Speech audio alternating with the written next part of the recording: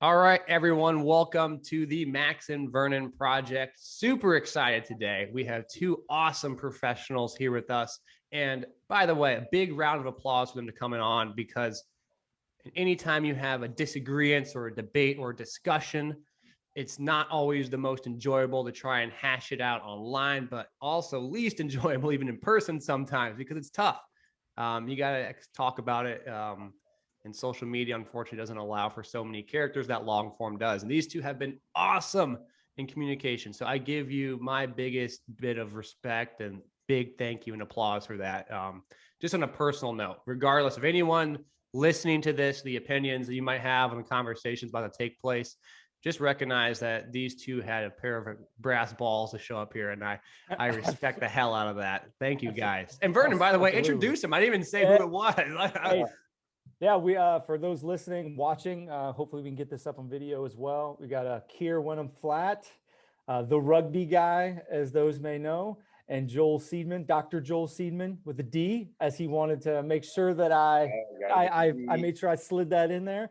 But for those that are listening, I think this is kind of cool. Max kind of touched on it. We touched on this on our last podcast, maybe two ago, about debating on social media and how things can get so lost in translation and not really understanding the context of the standpoint someone stands on. So I mean, the brass balls that come up here and to say what you're saying, I think is productive for our profession, quite honestly. So like Max talked about, we're going to talk about that red pill that broke the internet. So here we go. For those of you who aren't fully aware, Dr. Joel Seedman had kind of call you Joel. Do you mind if I say that?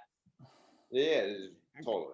I'm so used to Instagram handles. I'm stuck with @rugby_strength_coach. The only people I make me, call me by Dr. Joel are my immediate family and friends. Everyone else. Fair enough. Joel made a post about warming up, and as he had mentioned in the caption, it was going to break the internet. And yes, the Nostradamus was correct. He predicted that one to the nth degree. And it caused quite an interesting discussion. I'll kind of summarize it, but I'll let Joel take it away and kind of give the whole idea. But it was essentially the breaking down of how maybe we don't need a warm up like we think we need to, as long as your body's functioning properly. You provide some demonstrations in that and some examples of how it doesn't just pertain to sprinting, but also a follow-up with the lifting itself. And Joel, I'll let you explain that all, because you probably do a better job of explaining that than I do. And for those of you curious, the original post and article as well are out there. Right. No, I mean, you kind of nailed it on the head. I mean, essentially what I was trying to get across, and I was taking a pretty extreme scenario of, hey, like as humans, we should be able to sprint and do things at a pretty high exertion levels, pretty high intensity physical activity without the need to do these excessive warm-ups. And in fact, if somebody's body mechanics are solid and they have good, muscle firing and good muscle function, that if they got into a predicament or a scenario where they had to sprint, or they're running for the life, or they had to chase someone, or, you never know what life throws at you. It's not always a scenario where we get to warm up and where we get to foam roll for 5 minutes, do some corrective exercises, mobility drills, and, gradually ramp up our sprints until it's like, hey, now I'm ready, start chasing after me now. We don't always have that luxury. In sports, obviously we do, but in real life scenarios, oftentimes we don't. So I think one thing that people probably misinterpreted a little bit, because I showed, demonstrations of the no warm-up protocols, was that I'm suggesting that you eliminate warm-ups and there's no need to warm up. And I'm totally not suggesting that. In fact, I think a good warm-up is important, and it's very beneficial, improves neuromuscular efficiency, it improves muscle firing, and it definitely enhances performance. There's no doubt about it. My thing was, it's like, hey, if you don't have the luxury to do that, can you still do it? Because in reality, most high functioning humans should have the capability to do that if their bodies are firing right or functioning right. Awesome. Thank you. And Keir, assuming you have a rebuttal or a discussion point to that.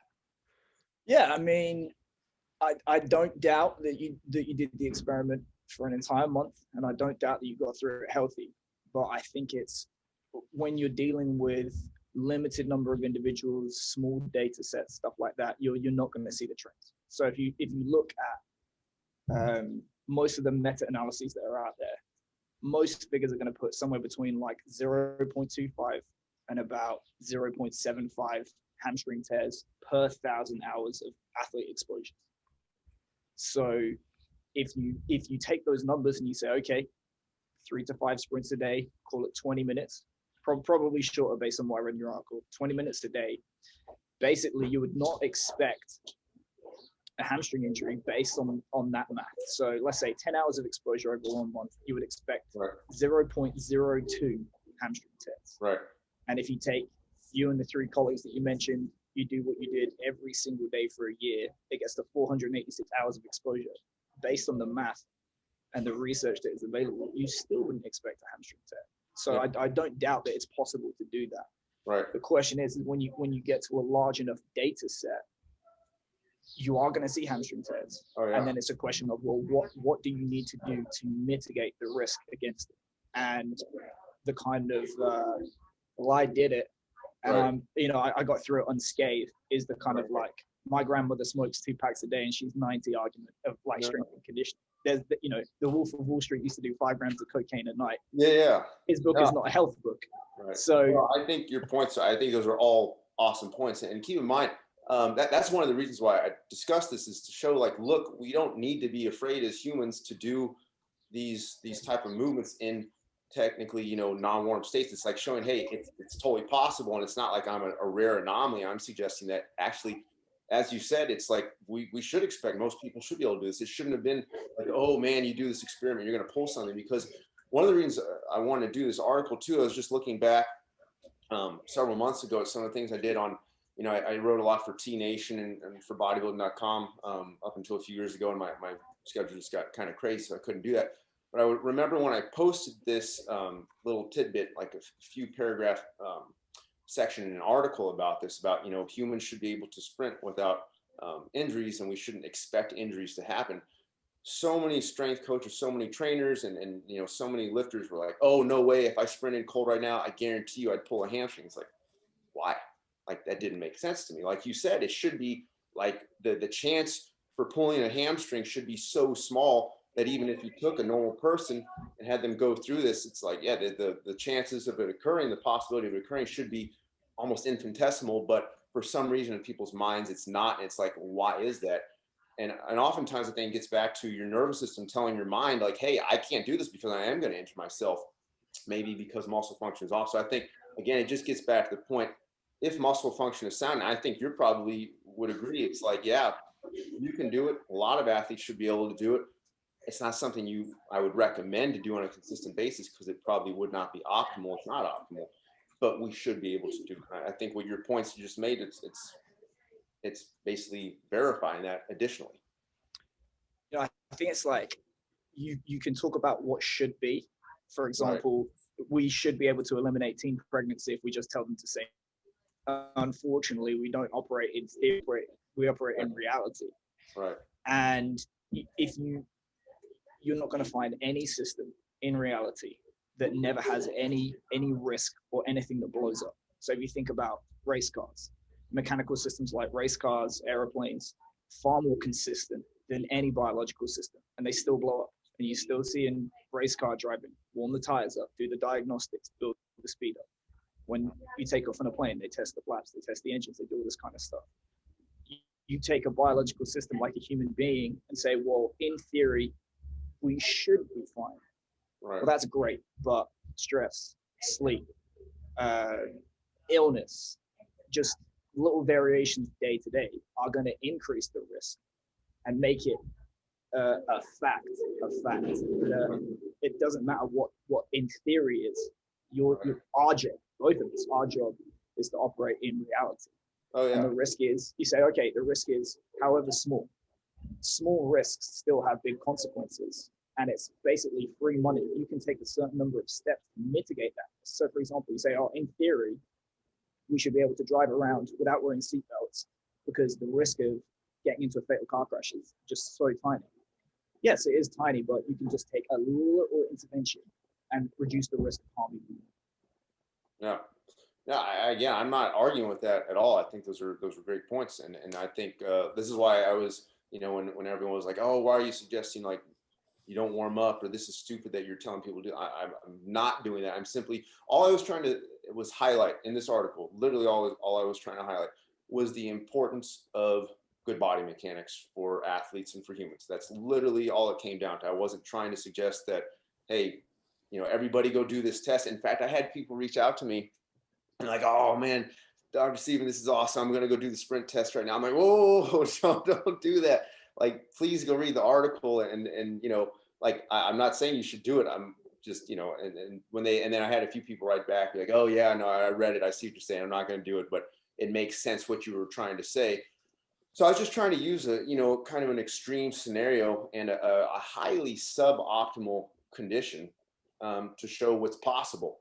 When we don't have the luxury of being able to do things that we want. And I had, one of the things, I didn't even think about this for the article, but a lot of people posted on the comments, a lot of military people, a lot of police officers, a lot of martial arts individuals, and they were all kind of saying like, yeah, this actually makes sense because, we have to be trained that, if we have to go run after someone, like we have to be able to do this. So like I said, I don't think it's something that people need to practice. It's like, hey, save that scenario for when you absolutely need it. But if body mechanics are sound, our chance and our possibility here for injury is going to be significantly less. So it basically improve your body mechanics and make it as bulletproof as possible. It's not going to be 100% guaranteed, but the better our body mechanics, I think everyone would agree with that, the less chance of injury, whether that's under warmed or non-warm conditions. So I think one of the questions that came up then when we were going through stuff was what is optimal body mechanics, right? And what is the cause of injury, right? Because we're kind of bouncing around the idea, the initial statement you had was like, oh, we don't need to get hurt. And yeah, I mean, this, you ran and didn't get hurt. But I think people are like, well, you could get hurt maybe, potentially. And the question that comes out of that is, well, what causes an injury and why is warming up maybe not necessarily the end all be all for the cause of the injury itself? I'm assuming that's kind of what your post was pointing towards, was like, look, the injury can happen, but it's not necessarily the warm-up fault. It is the body mechanics part. And if you could elaborate on that, maybe that would help kind of sift out some of the questions. Yeah, no, definitely. I mean, this is always a tricky topic, basically defining what proper muscle function is. This has been a topic of debate for years now in the fitness industry. And it's one that, to be honest, I don't think we're ever going to come to a unanimous decision where everyone's on the same page and like, yes, this is proper muscle function as it says in this book as defined by. That's not going to happen, because honestly, every strength coach has their own definition of muscle function, whether they realize it or not, because their training methods and protocols that they use for their athletes are based on that. And every strength coach uses a different method unless they happen to be copying the exact version of, whether it's Jim Wendler or, Mark Bell or whoever they decide to copy. But most people don't do that. They have in their mind, here's what's optimal, because in their mind, they have kind of this underlying definition of what proper muscle function is. So again, if I'm just thinking about muscle function, I'm thinking, hey, things are in line. You don't have, maybe when you're running, you don't have like some people's hips or their knees may swing out, or they don't get good dorsiflexion, they don't get good extension with their hips, or maybe they overstride, or maybe they go past, significantly past 90 degrees with their hips. I've seen this a lot with some of the athletes.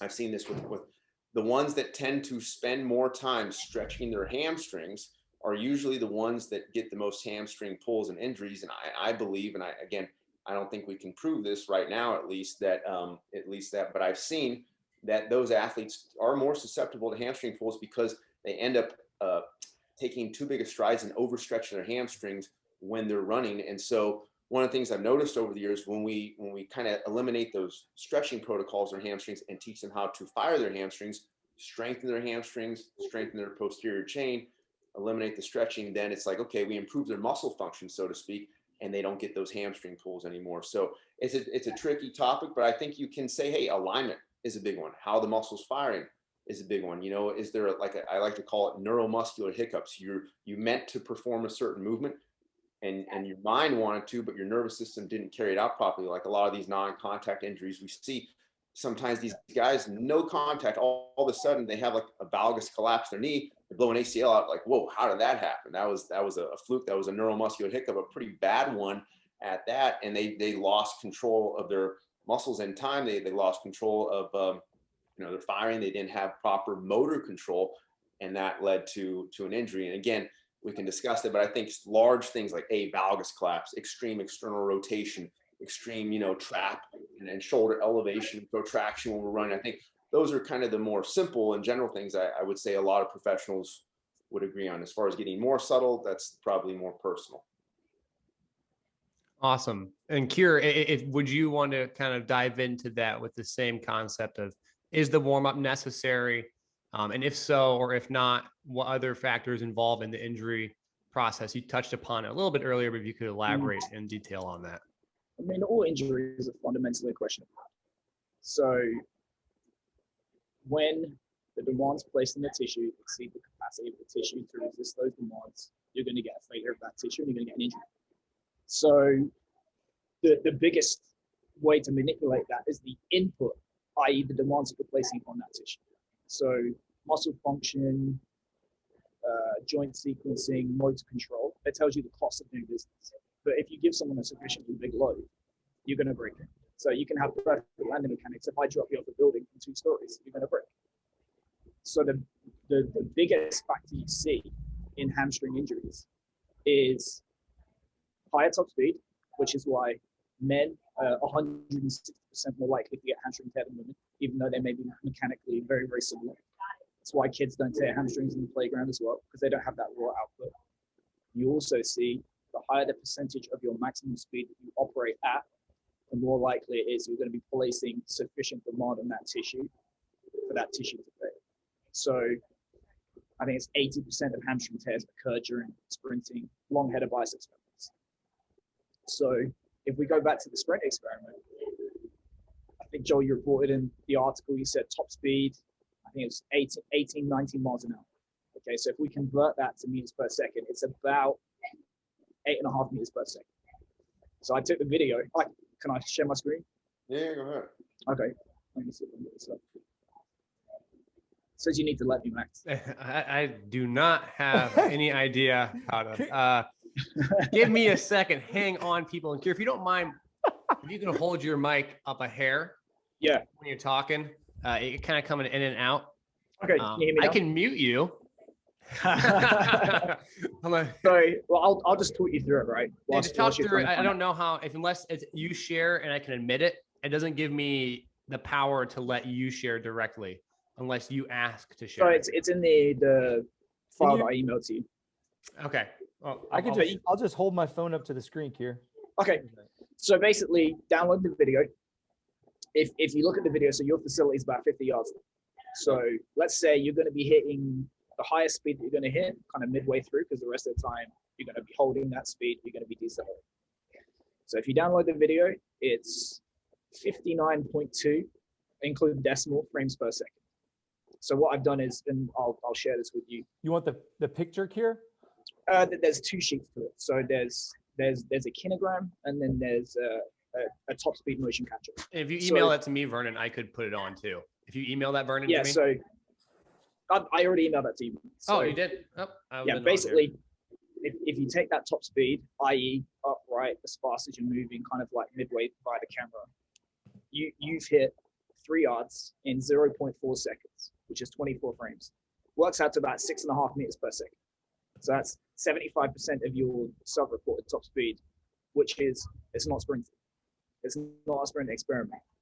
So that would be for field sport athletes equivalent to like tempo pace, which it should not be unsurprising that you can sustain that all day. It's not going to be risky because you're not getting into the kinds of speeds that you would expect a hamstring tear to occur at. You also mentioned in the experiment, heart rate up to 180, walk back recoveries. If you look at the heart rate that you're hitting, it's more indicative of the conditioning workout rather than the speed workout. If you look at the rest periods that you're using, we know that you're not going to be able to hit the necessary outputs that stimulate speed or would be associated with a hamstring tear if you're using insufficient or incomplete work rest distribution. Did the same for the NFL guy that you mentioned. So if you go to the second page, Max, nice. So NFL receiver, 4 yards, about 0.48 seconds. That's about 7.5 meters per second. And if we I don't know his top speed, but let's just say NFL receiver should be able to comfortably hit 10 meters per second for a top speed. Again, it's tempo speed. So it's unsurprising that you can do that healthily. It's certainly not going to stimulate speed, and it's probably not going to be that risky in terms of a hamstring injury. So it's an experiment, but to me, it's not a sprint experiment. And that's the reason why you don't see elite level track and field athletes sprinting every day and just walking back between reps, because all athletes are lazy. If they could train in 15 minutes and get the same results, they would. And if you look at elite athletes, are going to do what is necessary to make the most amount of progress possible. If they could sprint every day, they would, and they don't. Right. No, I remember I said I took the most suboptimal conditions to try to show what's possible and what can happen. I didn't say, hey, this is optimal conditions. And I even said in the article, I believe, and I didn't time any of this. I didn't record any of the, I didn't get a laser out and say, hey, I want to see how fast I was going. I said I believe I hit 80 to 90% of my top speed, which now I guess looking at it was less than that. But you got to keep in mind, as I said, totally cold conditions. Okay. And it's around 50 degrees in this facility in the winter. So it's not optimal. But again, I'm not trying to show like, oh man, I'm so fast, or it's like, hey, at max exertion, okay, under cold conditions, if somebody was chasing after me, or if I had to chase something, or if I had to go, like there was an emergency. Oh, you're back. Okay. You stopped that emergency. Emergency, you freeze. I know, right? Oh shoot, that was planned. No, but no, all I was saying is like, yeah, I'm losing him upon. Is Joel using AOL dial-up? Like, what is going on? Joel, we got you back. Okay, I'm sorry. I don't know what's going on here. No worries at all. So yeah, no, like I said, basically, I'm not saying like, oh, we should be able to sprint at top speeds under non-warm conditions. Are you guys still there? I want to make sure. Everybody here? Okay. Yep. So I'm saying that, hey, we should be able to sprint to our fastest ability at that time, whatever that is, whether it's 70, 75, 80%. I don't know what that is. Like I said, I didn't report it, but I know I was personally going at my maximal ability, and most people could be able to do it. And I know, obviously I'm not a high level athlete by any stretch of the imagination compared to the average fitness person, or even just the average human. My sprint speed is probably a little faster just because most people aren't even fit. So, all I'm saying is like, hey, here's what the human body should be capable of. I'm not suggesting that high level athletes do this. And yeah, it was pretty slow, but it was the best I could do. And I didn't, injure myself. And like you said, I did a 30-day experiment on this, but this is something I've been doing on and off for like 9 years, literally, because I was at the point when I was 24, 25, I couldn't sprint anymore. I could barely deadlift and squat anymore because my body, the thing that changed for me essentially was I improved my body mechanics. That's what's changed for me. It's not like, oh, I've always had this, and it's not, I lost this ability for about 3 or 4 years. And I think most human beings should have it if they keep their muscle function optimal. And obviously the faster the person, the greater the risk. This is why, again, I'm not suggesting high level athletes do this, especially on a consistent basis. But again, I'm just saying it should be possible. Okay. So going off that, I think a lot of the things we see on social media is not really understanding the context behind which someone's saying that, or maybe where they're coming from. So just the kind of, I guess, a question I'd like to hear you, and then if Keir, if you want to jump in, is, you keep saying like optimal body mechanics and training for optimal body mechanics. So would you mind explaining how do you train these optimal body mechanics, maybe personally with what you did or what you do with athletes that you see can elicit this ability to sprint cold, as you're saying? Yeah. The first time, you guys still see we got you. We got you back. Yeah. Okay. Okay. All right. No, I think so. I mean, this, we can definitely get into some of the training protocols that I do. I'm a big believer in the 90-degree eccentric isometrics, and I know some people love it, some people hate it. It's what I've been using for about 8-9 years now, and basically the eccentric isometric protocol, it's a form of tempo training. It's a form of pause training, which is nothing new. It's been around for decades. And basically it's a controlled eccentric okay, followed by a strong pause with co-contraction in the roughly 90-degree position. So it's nothing too earth-shattering in that regards.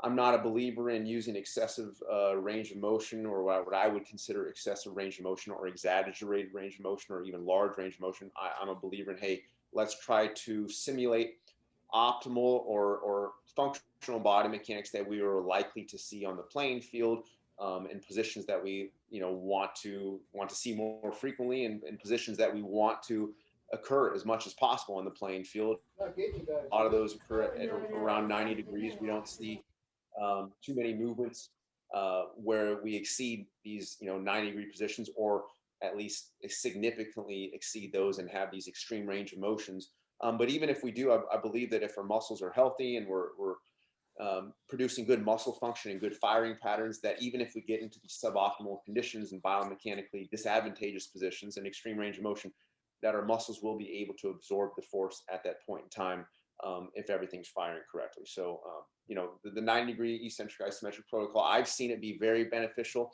not just from my own personal training, but for all the athletes. And literally, it's not just hundreds, but I'm talking thousands of people I've worked with, which I realize it's a lot of N=1 scenarios. So it's not like a research study where it's like, hey, we took 50 participants, here was the control, here was the eccentric isometric. That'd be lovely if we could do an 8-week study on that. It'd be tricky to do where you carry out the protocols in an optimal state and where everybody is coached and cued the way you want them to be. But anyways, that's kind of my training in a nutshell. Awesome. Thank you. And Keir, if you have any opinions differing on how that influences the potential body mechanics of sprinting in that regard, and whether or not your opinion of how we train body mechanics, is it universal? Is it sprinting specific? And kind of, piggybacking off that response there. Yeah, I think, when you talk about what is optimal sprinting mechanics, optimal is what helps you run the fastest. You make your living as a coach by making athletes as fast as possible. The idea that optimal mechanics are going to be those which maximally reduce the risk of injury is just not the case, because the best way to reduce injury is to have the mechanics of sitting on the couch. You're never going to hurt yourself if you sit on the couch. Certainly there's a cost to benefit, but typically what you see is that the mechanics that lead to efficient sprinting and that keep athletes healthy are mostly one and the same. There's going to be bandwidths that elite performers tend to operate in. Success leaves clues. So Dan Paff's put it up as a picture of the fastest 8 guys at the Olympics starting, and it's like 8 guys basically doing the same thing with differences between them that are just like too small for the human eye to see. So if you go to page 1 of what I sent you, okay, if you don't mind sharing this. Yeah, pulling it up. So I took a kilogram of a Joel at top speed, and I compared that to top speed of an elite master sprinter that's hitting 11.4 meters per second. Okay, so this is toe off. This is moving right to left. Toe off, maximal vertical projection, knees together, knee under hip, and then toe off again. So these would generally be like the key landmarks throughout the gait cycle that you can look and compare between performers. So if you look at the first one on the far right, you look at that hip extension, that's going to lengthen the ground contact time. So whenever you're looking at sprinting, you're looking at how do you maximize propulsive relative to braking force. And what you see is when athletes really push out the back like Joel's done like that, yes, you do get a little bit more time to apply propulsive force, but relative to the additional braking force that you expose yourself to, it's just not, the juice is not worth the squeeze. So you actually run slower by doing that. Then if you watch, you can't see it as much in the kilogram, but if you watch the video, you get this big like looping heel action in the residual phase. So between the first and the second, what you'll see with Joel is, if you can see the guy above, his shin is horizontal, which means he's shortening the lever of his swing leg so he can reposition quicker and get down to apply more force to the floor. With Joel, you got this big long lever like that. So his recovery during swing phase is going to be slower, reduced stride frequency, doesn't run as fast. You also see when this heel comes up, you set yourself up by not being able to get into as high of a blocking position with the thigh. So that would be the second from the left. the higher you can get that thigh during blocking, the more time and distance you give yourself to unfurl the shin and attack down into the floor and create pre-tension. Because at those high speeds, it isn't necessarily the force that you produce during ground contact that's going to make you run fast. It's how much tension you can create prior to ground contact, deform the tendon, return the energy, and then get off the floor again. Because it's all about how do you maximize that force in the time that you have available. Okay, one of the ways that you increase braking force and braking impulse is you get into more of a squat position during stance phase. Okay, that lengthens ground contact time, and again, it slows you down relative to how much force that you're producing. So if you look at the extension in the top guy's leg during ground contact relative to Joel's more squatted down, his contact times are going to be longer. Look at the contribution of the arms. So generally, your arms are going to go down into the floor to increase the vertical ground reaction force, which obviously is going to push you up and down the track or down wherever you're running. And you actually see during the end of the stance phase that the elbows start to pop up and contribute to that vertical force, that vertical impulse. So if you see the guy in the top, you can see he's got a bend in the backside of his arm, and it's actually popping up and contributing a little bit to the force that the ground is pushing up with. With Joel, you've got an arm straight back and down. It's a long lever to match the long lever on the other side with his opposite leg. And then if you look lastly at the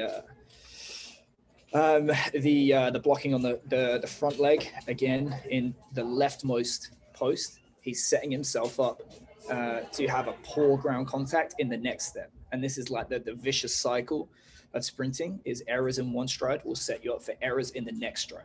So the idea that optimal muscle function lends itself to optimal mechanics, we're not seeing that transfer here. So if eccentric isometrics is the optimal way to train for optimal muscle function, and this is going to help us sprint faster and stay healthier, to me, that's not the case right now.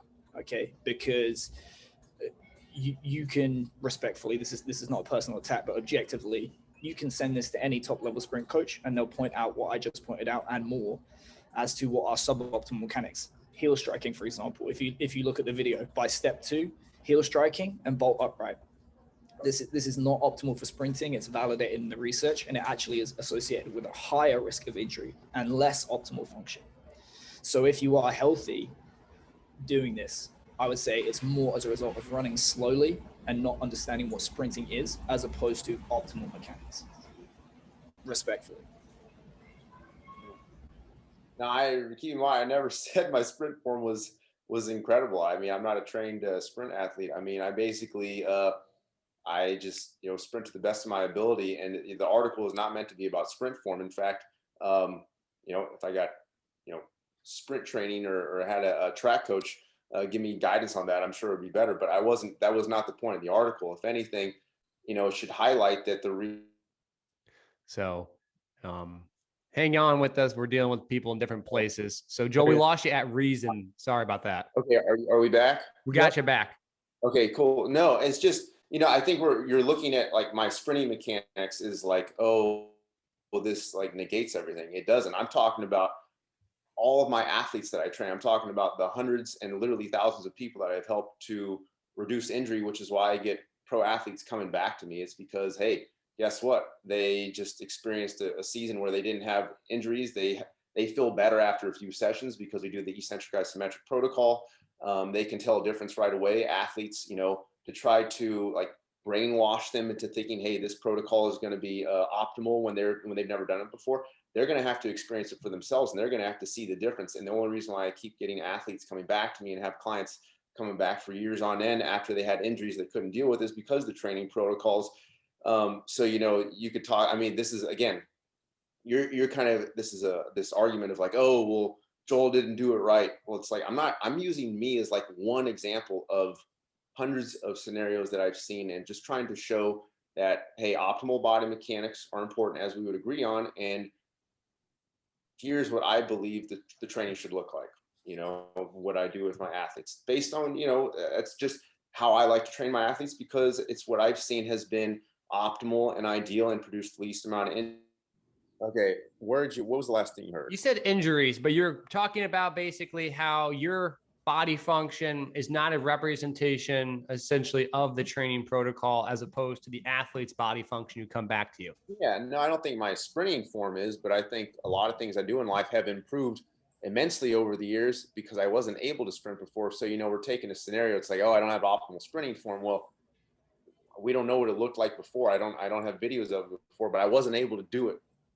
when I was in my early and mid 20s without injury. So something's obviously changed, and my speed has actually stayed the same because I remember when I measured it when I was doing undergrad, it was about the same, about 18, 19 miles per hour. So I'm the same as I was, 14 years ago in terms of speed. We're so close. Form. I want to talk more about. We're losing you again. We're back now. It's like bits and pieces. Yeah, I'm sorry, guys. No worries. Jeez. I'm gonna have to figure out something. Okay. Can I just reply real quick? Yeah. So I think that there's a couple of self-contradictory statements in there. So I mean, if you read the article, I'm quoting the article here. Let me have a look.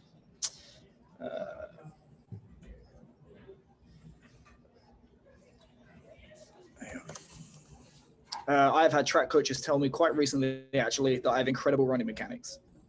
Not the case, respectfully, not the case. You said, I'm the same speed now as I was in undergrad. Presumably, since undergrad, you've decided eccentric isometrics, this is how you're going to train your athletes. You've seen the results. You've done it for 8 or 9 years with no change in top speed. So I'll take your statement that, eccentric isometrics is the way to train for optimal mechanics. Still there? Yeah, sorry. Eccentric isometrics is the way to train for optimal mechanics. I'll take you at your word, but there is clearly, if that's been the major change since undergrad to now, it's clearly not transferring to sprint mechanics or sprint speed, which is essentially what we're paid for. I accept your athletes like how they train, they feel better. Certainly, when you train with long time under tension, it inherently reduces the load that you can use. And athletes that have just been getting beaten up all year are going to feel better when you put less load in their back. But the explicit statement is made in the article. The secret to staying healthy is optimal muscle function and optimal mechanics. So the argument that it's insinuated in the article, I did the sprint experiment, which is not a sprint experiment, and I stayed healthy specifically because of my optimal mechanics, which aren't, respectfully. Well, I think we'll have to disagree on that to an extent. I see what you're saying. My sprint mechanics aren't great, but I think, a lot of people writing in saying like, hey, they couldn't do that because they pull something. I'm talking about too, for like, the average person reading this is not going to be a track athlete or a superstar athlete. We're talking about, hey, just for the general population, body mechanics are improved, even if it doesn't, master their sprinting form, it'll be a lot better than had they not improved their body mechanics, So that's, I think you're kind of overreading into this and you're so focused on my sprinting mechanics, you're missing the big picture here. So I think, I don't know why you're so isolated and so focused on just me. I would say, look at athletes I've trained, look at, all the clients that I've worked with, and that's what I'm talking about. It's not you specifically. What I'm saying is the reality of what you're doing and the arguments that you make in the article don't tally up with one another. And, as I said, the secret to staying healthy, if you don't want to tear a hamstring, is run slow. So running slow and running your hardest are not mutually exclusive. It can feel hard. You can tell yourself that you're running really fast. If you don't hit those outputs, you're not going to hurt yourself. He said, yes, okay. The way, or improving mechanics is important to minimize the mechanical cost of doing business and to ensure that you're in the correct positions to produce muscular force. What's the easiest way to do that? Iron out all of those issues before they run fast, also known as a warm-up. If you say that the purpose of this article is to demonstrate to people that they can improve mechanics, the easiest way to do that is a warm-up, because n equals 1, eccentric isometrics is not doing the job. I would have to respectfully disagree. Again, if you're looking at just at my, sprinting mechanics, then, and as like an efficient track athlete. Okay. Yeah. But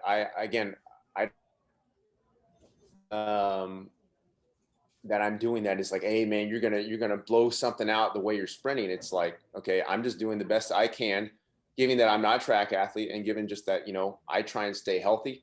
And I believe what's keeping me healthy, and what is keeping me healthier than what I've ever been in the past, is the training. And this is what I've seen from my athletes. So I do believe eccentric isometrics and using the 90-degree joint angle is what's helping. It's what's doing the job. And I had an athlete come back yesterday from the Falcons. He said that every year that he's pulled his hamstring and pulled his hip flexor. We trained just a little bit this year before the season. He said it's the first year that he hasn't pulled his hamstring and hip flexor. And obviously there's multiple factors that go into that, but I would argue that the training has had a decent impact on that. So, I don't know what to tell you. I've replicated this over and over again for the last for it if you want to. No one's forcing you to say, oh, you have to believe this or you have to train with my methods. I'm just telling you what I've done and what's worked. Gotcha. So I guess one of the questions would be off of that. There's a couple of questions for each person. And if you don't mind me asking them, I think that'd be easy. We can kind of go through the back and forth of that if you don't mind. Sure. Okay, cool. I can't see you, Joel, so I have no idea. I think you're here with us. You guys can hear me? We can hear you fine. Perfect. Yes. Yep. I guess the question would be, what do you think the eccentric isometrics are doing to help with body function? Because I'm not familiar. I've read some of your posts. I read the article. Right. I have co-contractions are some of the things I've heard brought up, but treat me like I've never heard it before. So I don't have any, misunderstandings, I guess, from the short text I've read, and what benefits that could be providing that then carry over to sprinting. Yeah, no, I think, it's basically reinforcing sound and strong 90-degree angles, which is something that we want to see a lot of in running mechanics on the field for different types of activities and sports. When we start seeing mechanics that start breaching those 90-degree positions, I think this is where I mentioned earlier, we start setting ourselves up for maybe hamstring pulls or muscle tears. Also, it ingrains sound alignment, if we're talking about, like we mentioned earlier, internal rotation, those are things, generally speaking, when somebody is doing linear sprinting, that we don't want. But unfortunately, a lot of athletes do demonstrate that when they're doing sprinting and when they're running. That's one thing I can pretty much assure you I don't have too much going on, and that's probably something that saved my hips, because I have had pretty bad hips in the past. But when we see athletes swinging their hips and having these swinging gait mechanics when they're running, it's setting themselves up for groin injuries, for hip issues. The eccentric isometrics help to basically reinforce sound body alignment, kind of these neutral positions. And when athletes do them, they tend to carry over into their sports, into their running, into whatever sport it is that they're playing. And their body mechanics are basically more enhanced. They're able to stick and adhere to these sound positions much easier. It's something they don't have to think about. The scenario of them getting into a biomechanically optimized position is a lot less. It happens much less frequently, and it's for that reason they probably experience less injuries. Gotcha. Okay, and then Kieran, let's have a question towards that. We have a question for you too, if you don't mind. You want me to reply, or you want? Yeah. If you want to follow up with that one before, if you have something to say, we'll let you do that, and then I have a question for you. Then, I mean, look at the knee angles during top speed sprinting, which is where the vast majority of hamstring tears occur. It typically occurs during terminal swing. So if you go to that sheet that I sent you, it's going to be the middle frame.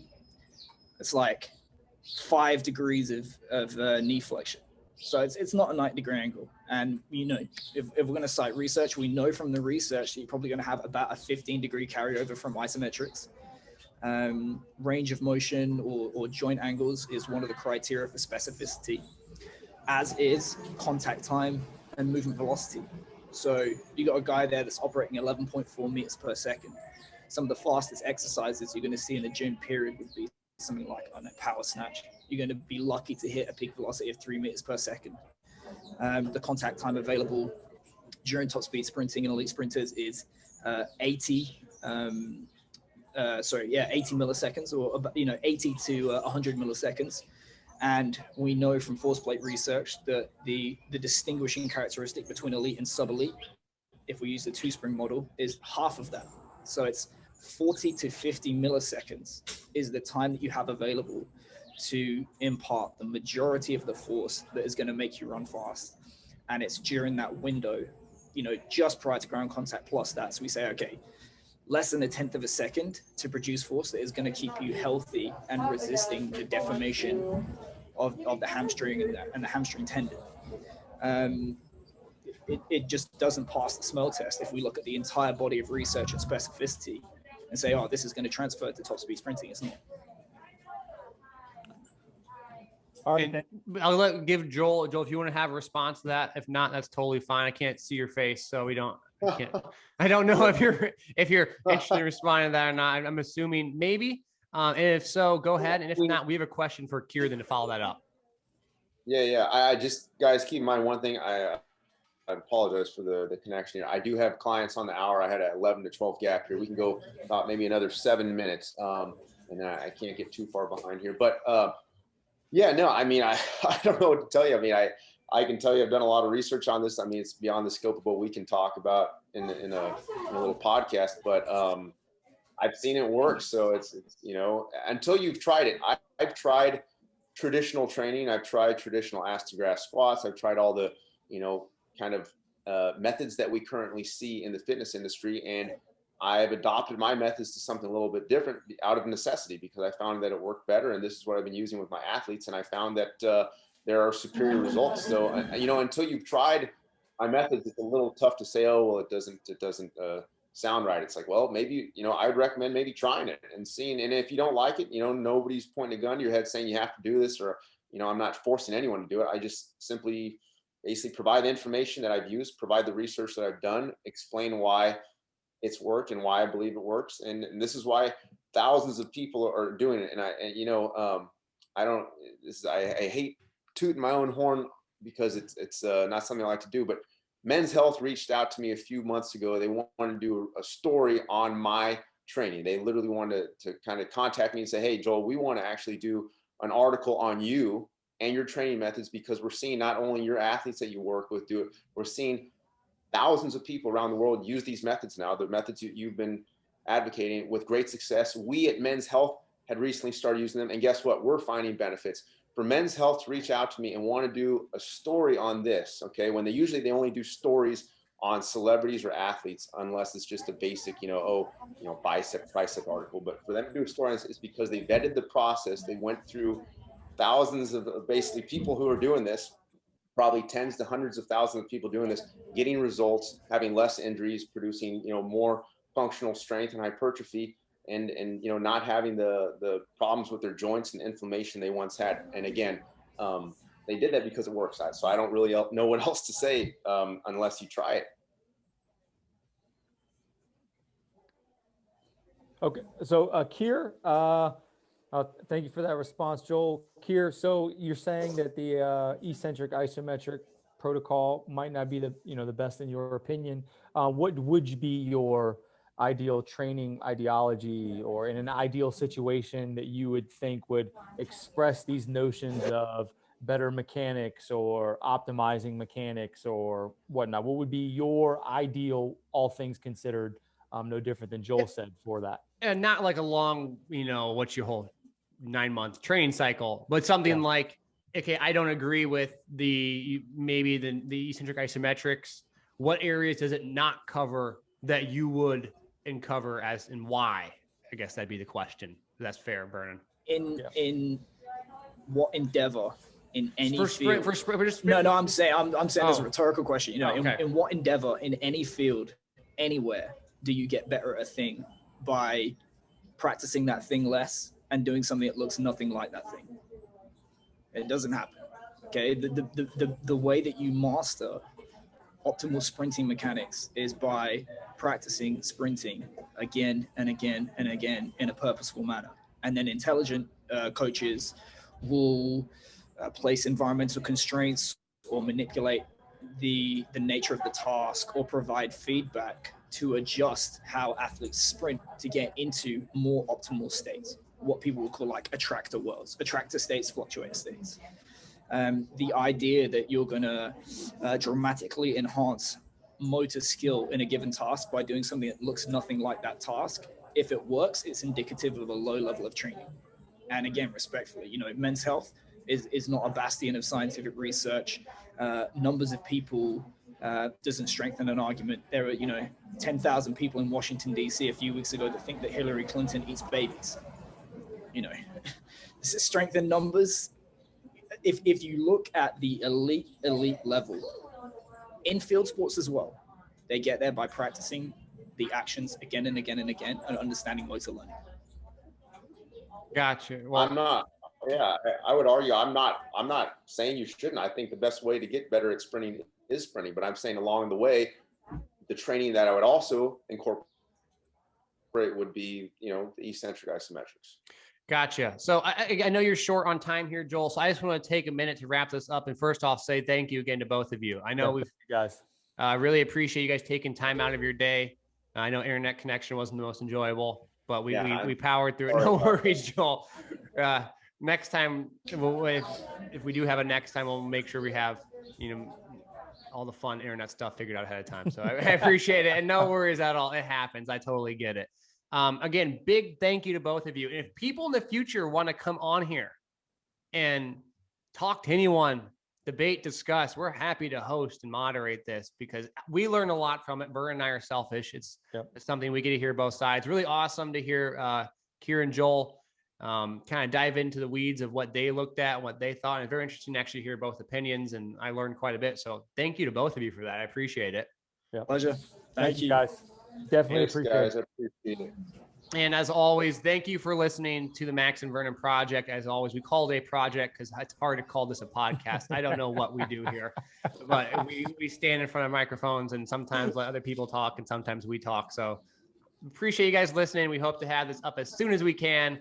And Vernon, get ready to edit our first edited podcast ever. Hey, bro, don't send me the unedited. And yes. Thanks, Joel, so much. I really appreciate it, man. Hey, thank you. I can't see your face, but I'll give you a thumbs up, and I'm assuming, take care. Enjoy. Thanks, guys. All right. Thanks. Bye.